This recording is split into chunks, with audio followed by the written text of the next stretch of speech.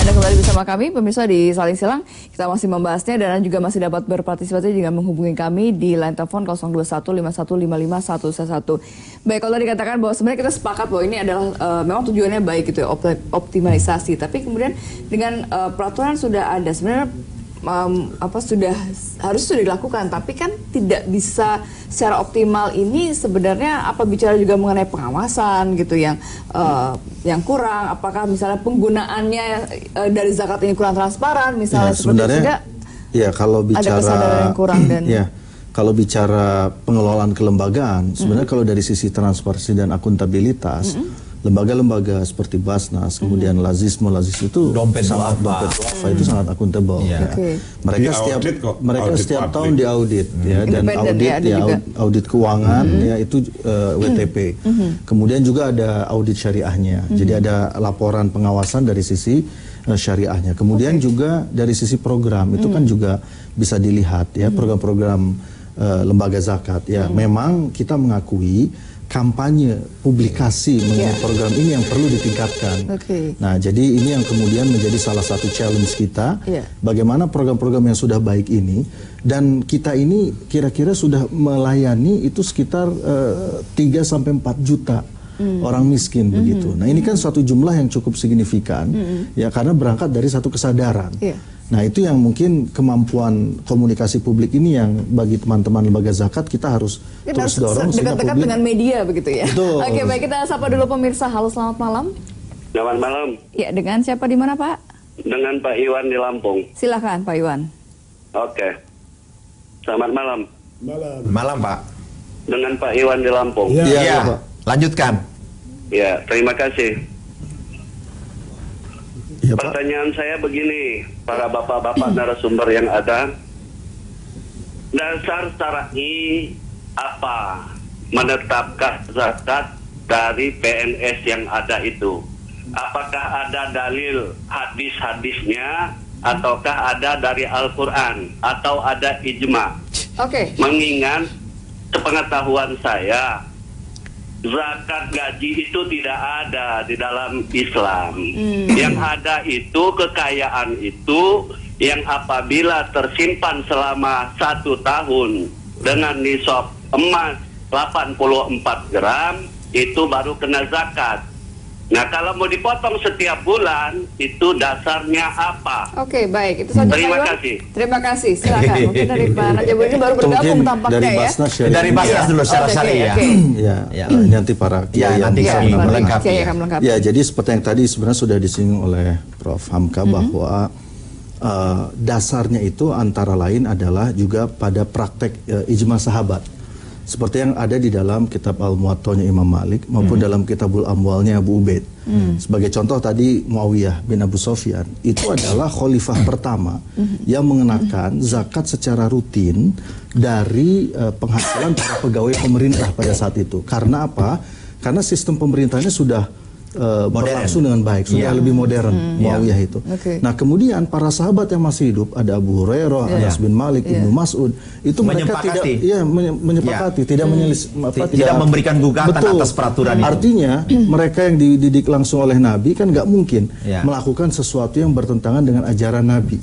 Nah, jadi itu sebenarnya banyak kajian-kajian atau apa namanya bukti-bukti empiris ya, riwayat-riwayat yang memperkuat itu. Nah, sehingga menurut saya kalau dari soal dalil insya Allah tidak kuat begitu. Bukan mengada-ngada atau mencari-cari. Ya, saya kira ditambah diperkuat dengan keputusan negara. Sehingga ini menjadi jadi sangat itu memang kuat. dari Muwatta Imam Malik. Awalu man akaza minal atiyati zakatan Muawiyah ibnu Sufyan. Ini dari Muwatta Imam Malik. Jadi ada. Ada. Atiyah itu kan pemberian. Pemberian ini saja disakati, apalagi gaji kan? Itu namanya proses ijtihadi dalam sebuah kekuasaan khilafah pada zamannya Muawiyah bin Abi Sufyan. Saya kira landasan syar'inya, apalagi ini kan semacam zakat kreasi gitu, sehingga disebut profesi. Kalau kita menunggu nisabnya 1 tahun, itu kelamaan. Dan si pegawai ini tidak akan bisa bayar zakat karena tidak Karena cukup. Kan di situ harus harta yang konstan, harta yang tetap. Begitu juga emasnya, begitu juga peraknya, begitu juga hasil tanaman-tanamannya, begitu juga jumlah peternakannya. Nah, ini juga berasal dari asas keadilan. Keadilan. Coba pikir, bagaimana petani kita, peternak kita yang berjibaku dengan panas, air hujan, membanting tulang setengah mati, diwajibkan bayar zakat, padahal mereka itu penghidupannya pas-pasan. Dibanding dengan golongan ekonomi menengah di kota, dengan gaji sekian, tidak kena panas, tidak apa, enak-enak diberi rezeki oleh Tuhan, tidak dibayar zakatnya, gimana kan? Inilah filosofinya Yusuf Qaradawi sehingga merumuskan itu zakat profesi. Ini udah kiai semua, saya udah nggak perlu menjelaskan tentang ini adalah wajibnya dari mana. Sudah ada catatan itu, saya lihat tambah. Wajibnya dari mana, karena memang sudah demikian.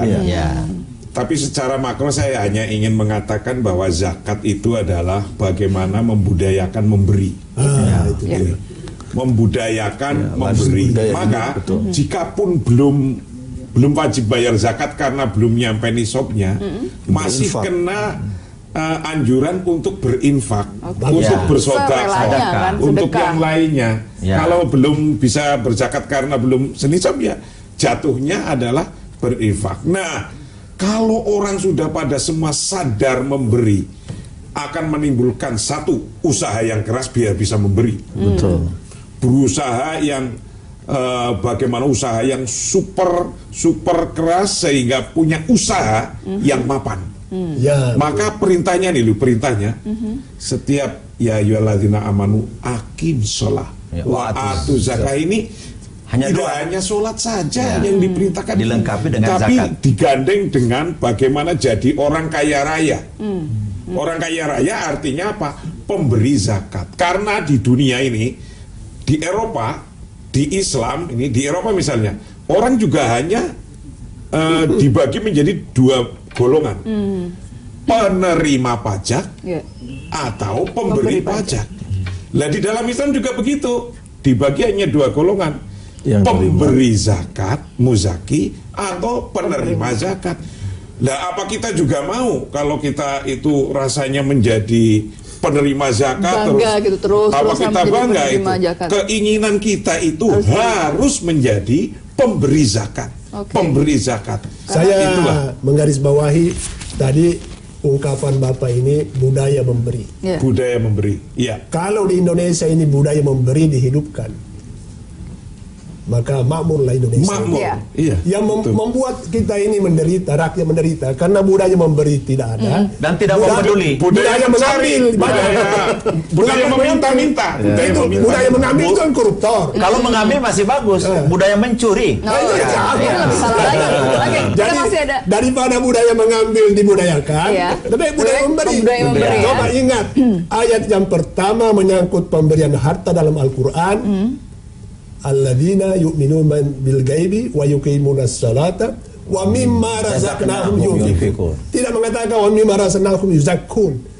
Bukan zakat dibicarakan, tapi infak dulu. Pemberian. Artinya tidak harus sudah senisab atau belum. Jadi kalau kita di lampu merah ada yang minta-minta langsung. Jadi intinya memberi itu kaitan dengan ada nggak ada iman. Baik. Kita masih. Jadi kalau dia tidak pada posisi zakat, ada infak, ada sedekah, ada hadiah. Baik, Bapak. Kita masih oleh KPK tidak boleh. Baik, terima kasih. Kita akan kembali saat lagi tetap bersama kami. Sudah habis.